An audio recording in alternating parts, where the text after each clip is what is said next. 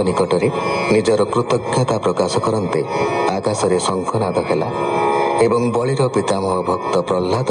उपस्थित होई विष्णुंकर स्तुति कले। ब्रह्मा बामन को बलिर बंधन संपर्क में प्रश्न करते भगवान कहिले, मोर जहा प्रति अनुग्रह थाए मु तार सर्वसंपद हरिनिए। दैत्य राजा बलि आसुरी स्वभाव त्याग करी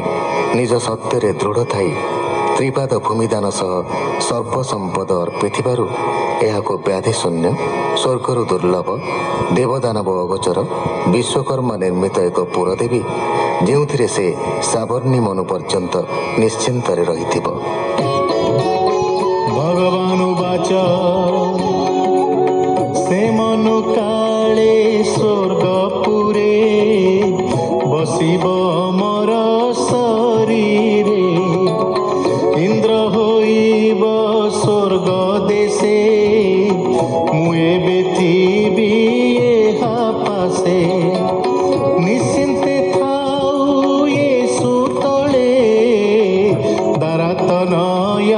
জ্ঞାତି ମିଳେ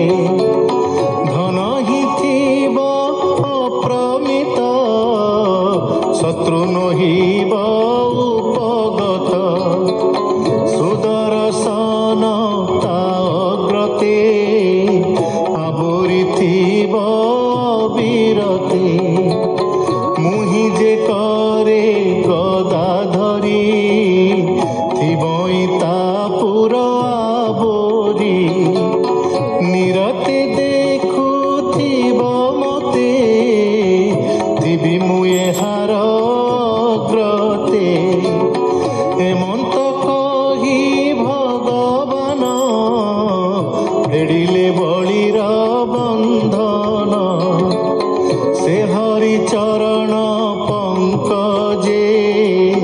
ବ୍ରାହ୍ମଣ ଜଗନ୍ନାଥ ଭଜେ।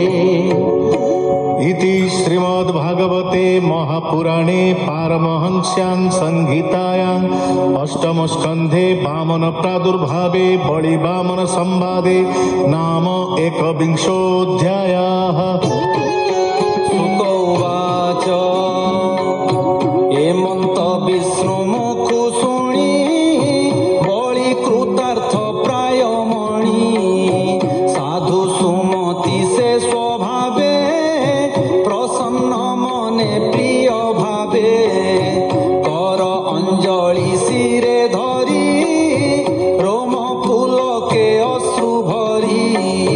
प्रणाम करी विष्णु पादे बोले आनंद गद गदे। बलि उवाच मोहर भाग्य ए जगते दान मुदेली तोर हस्ते ब्रह्मा सृष्टि रे होई जन्म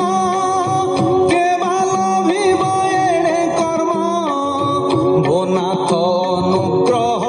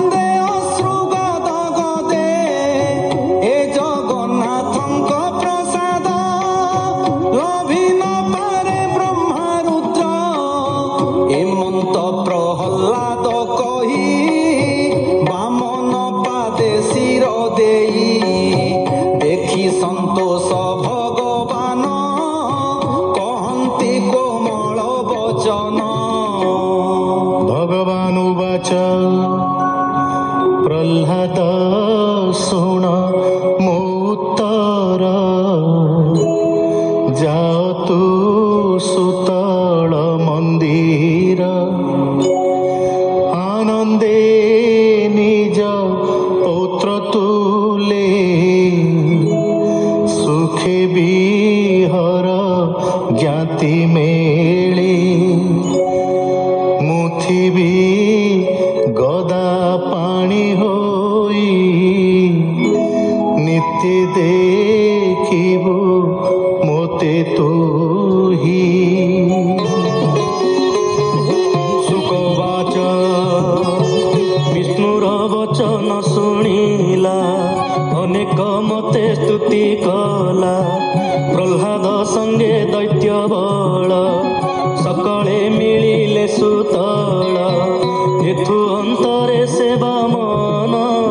शुक्रंकु आज्ञा देले पूर्ण जागर शेष तुम्हे कर बळी की न कर विचार जे यज्ञ संतोष भृगुर न्यूनातिरिक्त काहि तार